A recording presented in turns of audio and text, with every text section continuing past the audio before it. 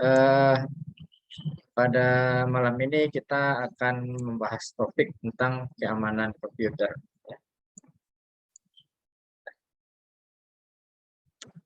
Dalam keamanan komputer, ya, terdapat beberapa aspek yang perlu kita pahami. Diantaranya adalah ada yang disebut dengan authentication, ya. Nah, authentication ini adalah memastikan keaslian pesan dari orang yang diminta, ya. Nah, jadi kita pada saat meminta informasi dari seseorang, ya, nah kita bisa memastikan bahwasan informasi yang kita terima adalah dari orang yang kita minta, ya. Berarti memastikan keaslian pesan. Selanjutnya adalah aspek kedua, integrity. Nah, keaslian pesan yang dikirim melalui sebuah jaringan dan dapat dipastikan bahwa informasi yang dikirim tidak dimodifikasi, ya. Nah, jadi pada saat tadi kita meminta sebuah informasi kepada seseorang, nah informasi yang dikirimkan ke kita itu adalah informasi yang tidak dimodifikasi, ya. Jadi kalau dikirim misalnya dalam bentuk angka itu 123, ya. Jadi kita dikirimin informasi yang isinya 123, maka informasi yang sampai ke kita itu juga 123, ya. Bukan informasi yang telah dimodifikasi menjadi 132, 231, 321 dan lain sebagainya. Nah, itu integrity. Selanjutnya adalah aspek non-repudiation, ya. Nah, aspek non-repudiation ini adalah aspek di mana informasi yang dikirim itu tidak bisa dibantah, ya, tidak bisa diperdebatkan. Artinya begini, pada saat kita mengirim sebuah informasi melalui media sosial, ya, media sosial, misalnya itu WA, ya. Nah, apakah informasi yang kita kirim itu berupa teks, ya, gambar, ya, ataupun video, audio dan lain sebagainya. Nah, jadi pada saat pesan itu sampai kepada orang yang kita kirim, ya. Nah, kita tidak bisa memungkiri, ya, bahwa informasi itu bukan dari kita, ya. Nah, jadi ada aspek non repudiation, ya. Nah, ini biasanya diperlukan oleh pihak kepolisian, ya. Jadi untuk membuktikan bahwasannya informasi yang kita kirim itu memang berasal dari kita, ya. Nah, terus ada aspek authority, ya. Nah, apa itu aspek authority? Yaitu informasi yang ada pada sistem jaringan, ya, tidak dapat dimodifikasi oleh pihak yang tidak mempunyai akses. Nah, itu otoritas, ya. Jadi pesan dikirim itu tidak bisa diubah oleh siapapun, ya, yang tidak mempunyai hak akses. Nah, selanjutnya aspek confidentiality, ya. Ini salah penulisannya, ya. Confidential, ya, confidentiality. Pak. Ya. Slide-nya nggak jalan, Pak. Gimana, Dek? Slide-nya nggak jalan, Pak. Oh, slide-nya nggak jalan, ya? Iya, Pak. Slide-nya baru slide 1 ini. Atau bentar, saya coba ganti yang ini, ya. Modus pengirimannya, ya.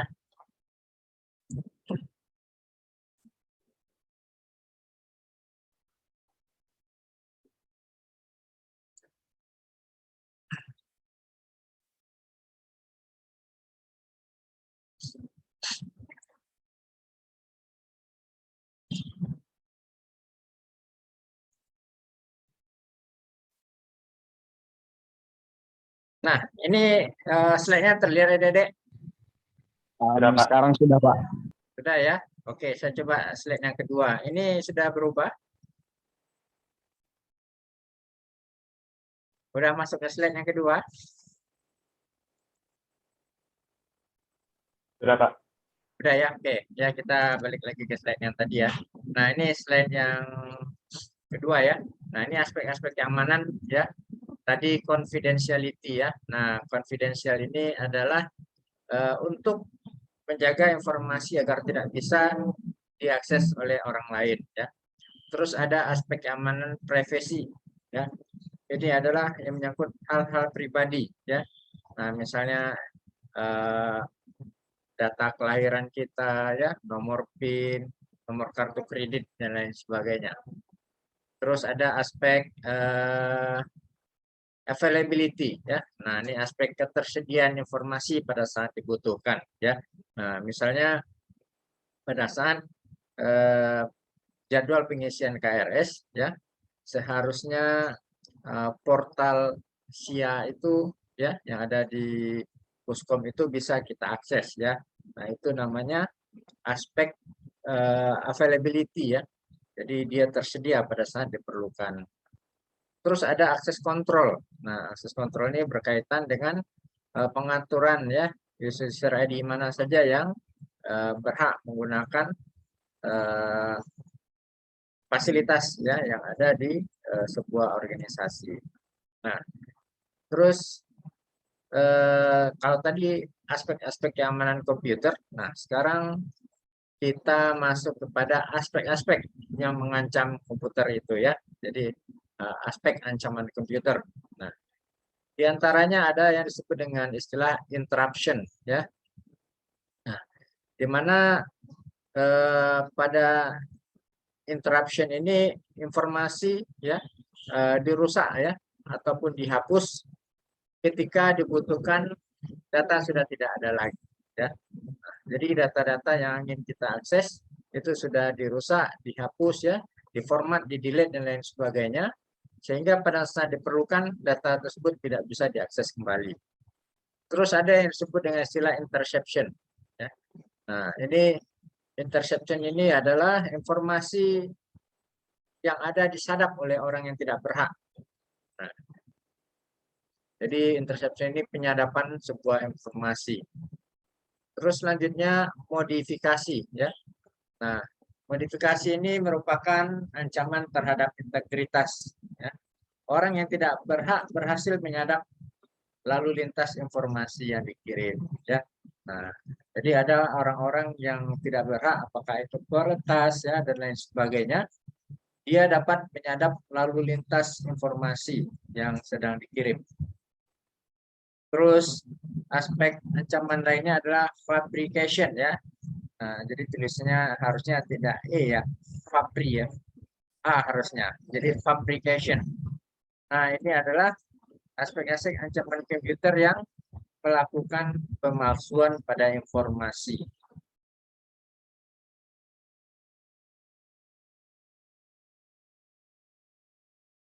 Nah, selanjutnya kita melihat daripada metodologi keamanan itu sendiri ya. Itu dimulai pada level yang paling bawah ya. Jadi di sini ada 5 level ya, dimulai dari level 0, level 1, 2, 3 dan 4. Nah, pada level yang paling bawah ya, level 0 itu berkaitan dengan keamanan fisik ya, keamanan secara fisik. Nah, misalnya keamanan bagaimana sebuah komputer atau buah server itu tidak bisa dipindah-pindahkan ya, sehingga harus dirantai, dikunci ya dan lain sebagainya atau dipasang tali besi. Atau keamanan ruangan ya untuk semua peralatan-peralatan yang berbasiskan IT. Nah, sehingga pada saat terjadi kebakaran dan lain sebagainya ya. Nah, perangkat-perangkat tersebut bisa dipindahkan dengan mudah ya. Selanjutnya keamanan komputer pada level yang pertama ya, level ke-1. Nah, di sini akan melakukan pengamanan terhadap database ya, data komputer itu sendiri, terus perangkat-perangkat lainnya ya, apakah itu berupa switch ya, hub, LAN, makrotik ya, dan lain sebagainya. Terus juga pengamanan pada aplikasi. pengamanan pada aplikasi-aplikasi yang digunakan, ya, sehingga tidak mudah diretas oleh para peretas dan juga tidak mudah dimasuki oleh serangan virus ataupun malware. Nah, pada level kedua ini berkaitan dengan keamanan jaringan, ya. Nah, jadi jaringan juga perlu diamankan, dan pada level ketiga itu berkaitan dengan keamanan informasi, ya. Nah, jadi informasi yang baik masuk ataupun keluar, ya, itu perlu diamankan. Nah, selanjutnya pada level yang paling tinggi, ya, paling atas level 4, nah itu adalah sistem keamanan untuk keseluruhan, ya. Nah, jika terjadi serangan, ya, apa yang harus kita lakukan, ya? Nah, jadi terdapat beberapa cara untuk mendeteksi serangan yang terjadi, ya. Nah, yang pertama ada yang disebut dengan anomaly detection, ya. Nah, anomaly detection ini pada intinya melihat, ya, penyimpangan-penyimpangan yang terjadi di dalam host atau network, ya. Nah, mungkin dulu pada saat SMA, ya, atau SMP kita pernah mendengar istilah anomali air, ya. Nah, di dalam mendeteksi serangan juga ada yang disebut dengan anomaly detection, ya, mendeteksi keanehan-keanehan atau penyimpangan yang terjadi. Nah, misalnya, ya, seperti apa penyimpangan yang perlu dideteksi? Nah, contohnya adalah misalkan sebuah lab komputer, ya, itu beroperasi pada jam kerja, ya, dari jam 8 sampai jam 5 atau jam 6 sore, ya. Nah, itu kondisi lazim. Nah, ternyata pada suatu saat lab komputer itu ada beberapa komputer yang aktif, ya, yang aktif dan terjadi aktivitas upload dan download data. Nah, jadi kejadian pada jam 8 malam tersebut merupakan sebuah kejadian penyimpangan, ya, yang tidak lazim. Nah, ini perlu kita deteksi apa sebenarnya yang terjadi. Apakah komputer di dalam itu ada orang yang menyalakannya atau lupa di shutdown, ya, dan lain sebagainya. Terus cara mendeteksi yang lainnya adalah dengan cara misuse detection, ya. Nah, misuse ini asal katanya adalah mis dan use, ya. Nah, use itu adalah penggunaan, pemakaian, ya. Sedangkan mis itu penyalahgunaan atau penyalahan pemakaian, ya. Nah, apa artinya? Detektor melakukan analisis terhadap aktivitas sistem, ya. Selanjutnya mencari event atau sekumpulan event-event yang cocok dengan pola perilaku yang dikenali sebagai serangan. Nah, ini berkaitan dengan kita memiliki database serangan, ya. Nah, jadi kalau terjadi ada penggunaan yang tidak sesuai, ya, penyalahgunaan, terus kita bandingkan dengan database yang telah ada.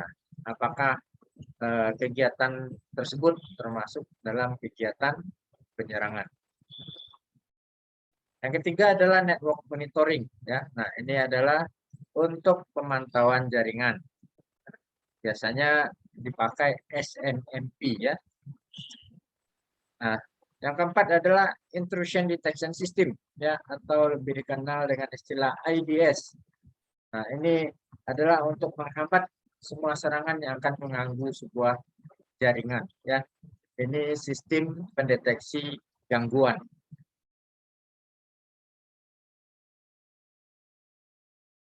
Nah, selanjutnya untuk mencegah serangan, ya. Kalau tadi mendeteksi serangan, sekarang bagaimana mencegah serangan? Nah, yang pertama adalah desain sistem. Desain sistem yang baik tidak meninggalkan lubang-lubang yang memungkinkan terjadinya penyusupan, ya. Jadi pada saat seorang sistem analis, ya, membuat sebuah sistem, ya, dia harus meneliti dengan seksama, ya, sebuah program, ya, atau skrip yang harus dituliskan nantinya oleh seorang programmer, ya. Nah, dia harus mengetahui apakah adanya lubang-lubang keamanan yang terbuka, ya, pada script yang akan dibuat oleh programmer. Yang kedua adalah aplikasi yang dipakai. Ya. Nah, aplikasi yang dipakai sudah diperiksa dan apakah sudah dapat dipercaya. Ya. Nah, jadi kebiasaan kita adalah ya kita sering mendownload aplikasi-aplikasi ya yang diberikan secara gratisan ya atau trial. Bahkan yang lebih parah lagi pada saat kita menggunakan smartphone Android ya. Nah, hampir banyak aplikasi-aplikasi yang ditawarkan yang bisa di-download secara gratis ya. Jadi ini perlu kita perhatikan dengan seksama. Nah, mencegah serangan lainnya ada dengan memperhatikan manajemen ya.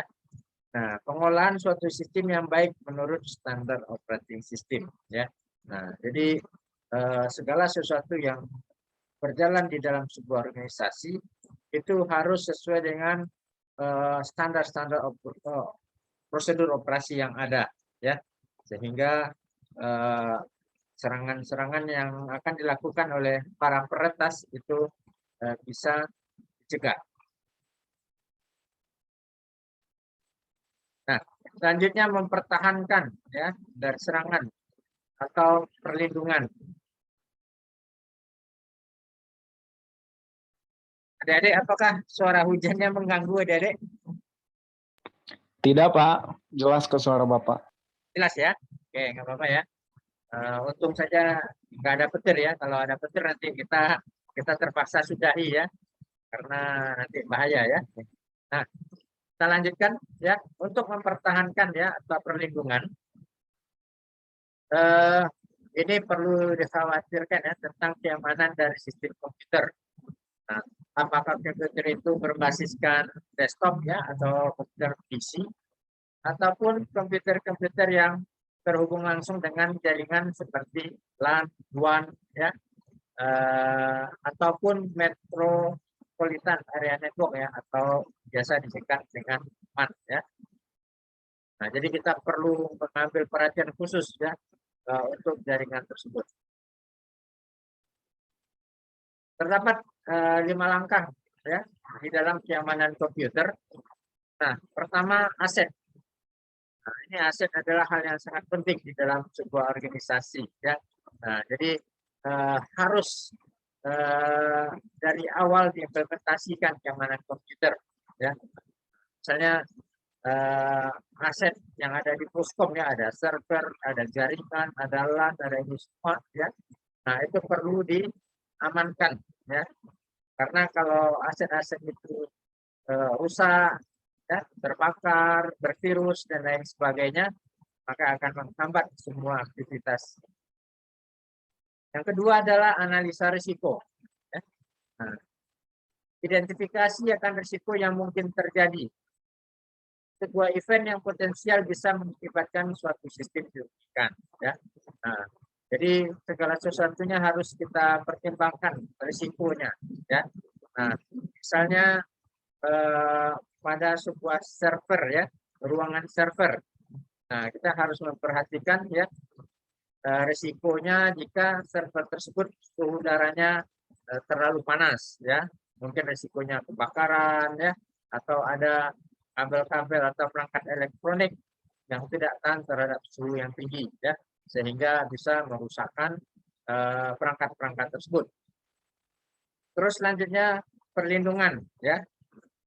Nah, ini perlindungan tadi yang berkaitan dengan PC ataupun jaringan. Terus alat ya atau tools. Tool yang digunakan pada PC memiliki peranan penting dalam hal keamanan. Karena tool yang digunakan harus benar-benar aman ya. Nah, kadang-kadang kita sering ya mendownload tools yang tersedia secara gratis ya. Nah, apakah tools itu berupa antivirus ya dan lain sebagainya. Nah, jadi kita harus pastikan dulu tools yang akan kita gunakan, apalagi yang kita download dari internet. Nah, itu harus kita pastikan toolsnya benar-benar aman. Selanjutnya adalah prioritas. Ya. Nah, perlindungan PC secara menyeluruh. Nah, jadi keseluruhan PC yang ada di sebuah organisasi, apakah itu server, apakah itu desktop, laptop, ya, atau smart device yang lainnya, itu perlu dilakukan perlindungan secara keseluruhan.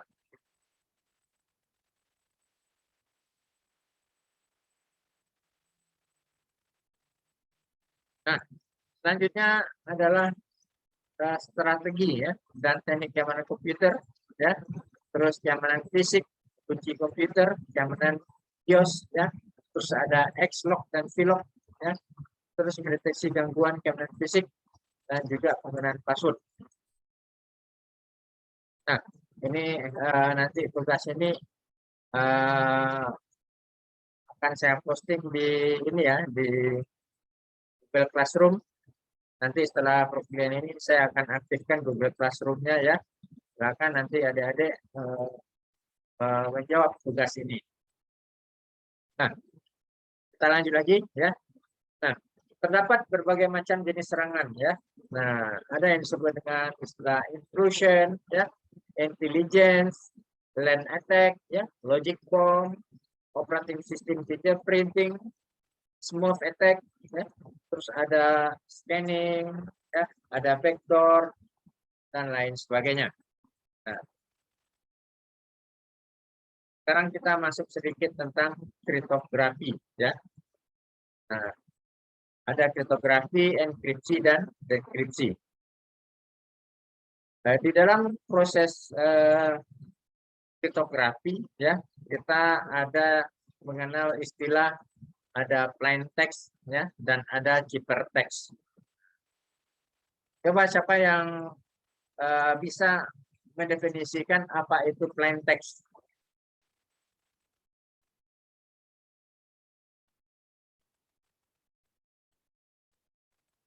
Ada yang mau menjawab apa itu plain text?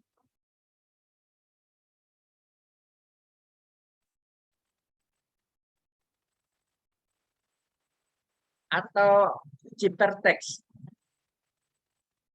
Mungkin ada yang pernah mendengar istilah plain text atau ciphertext.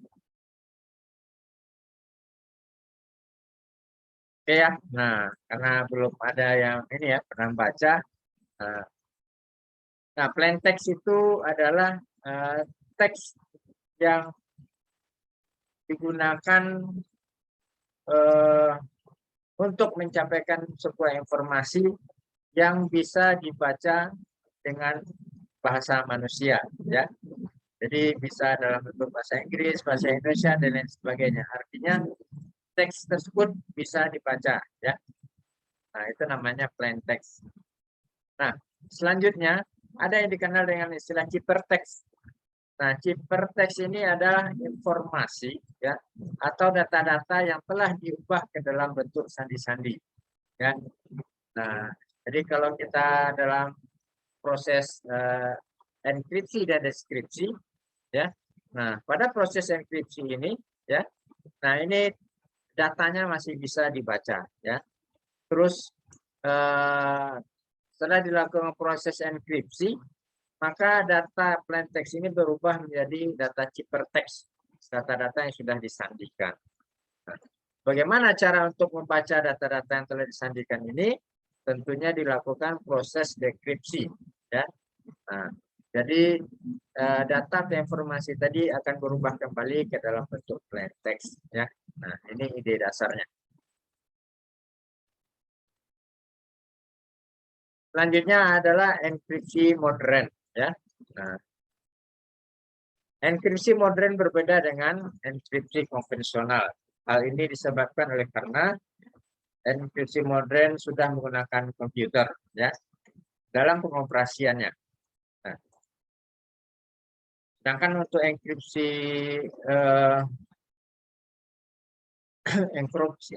enkripsi yang ini, ya, yang biasa, ya, dia menggunakan perangkat-perangkat lain, ya, selain komputer. Apa tujuan dari enkripsi ini?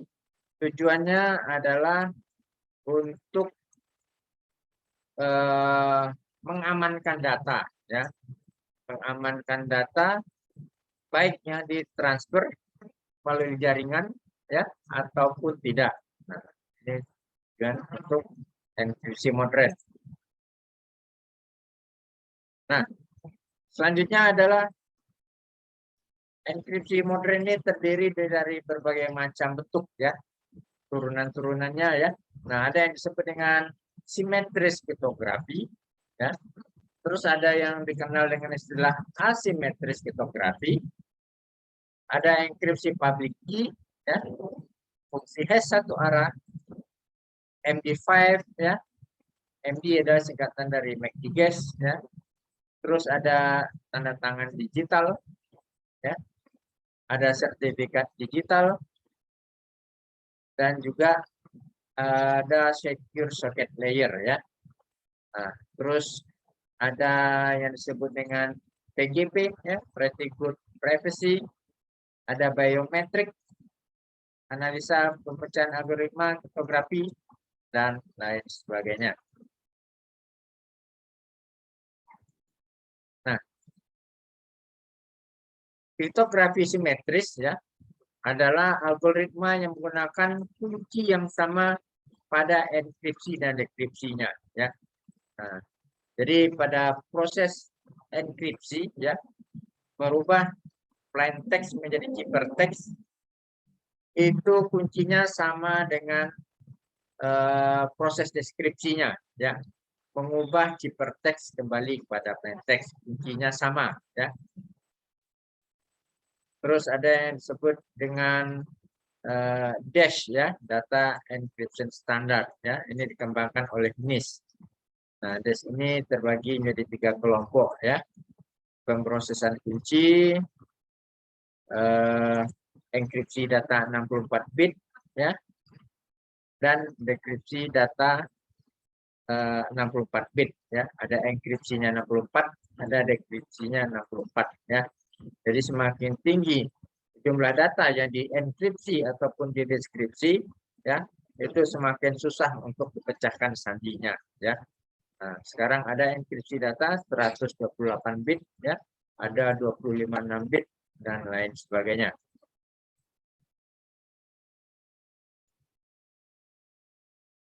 Nah, selanjutnya adalah kriptografi asimetris ya. Nah, kunci asimetris adalah pasangan kunci kriptografi yang salah satunya digunakan untuk proses enkripsi dan yang satunya lagi untuk dekripsi ya. Nah, jadi kuncinya 2 ya, kuncinya berbeda.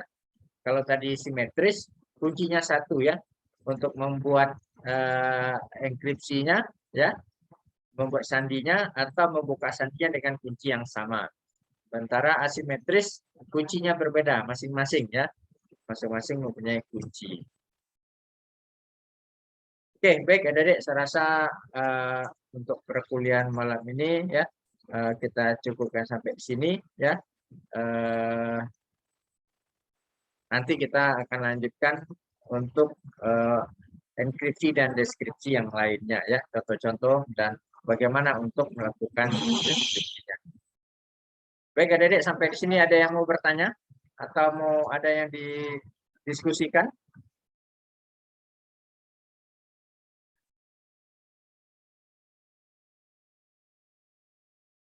Baik, kalau tidak ada ya silakan adik-adik untuk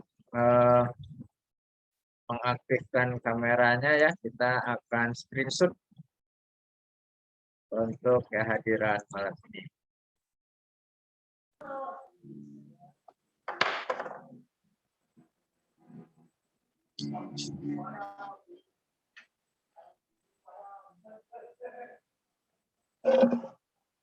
Tampangnya kok banyak yang error nih kelihatan ini.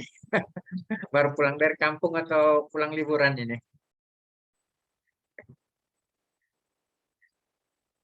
Ya, baik ada ya, saya hitung ya. Untuk screenshotnya ya. Oke, silakan smile 1, 2, 3. Oke, baik, terima kasih adik-adik. Kita tutup pertemuan malam ini dengan mengucapkan Wabillahi taufiq wal hidayah. Wassalamualaikum warahmatullahi wabarakatuh. Selamat malam dan salam sejahtera buat kita semua. Waalaikumsalam. Waalaikumsalam warahmatullahi wabarakatuh. Selamat malam.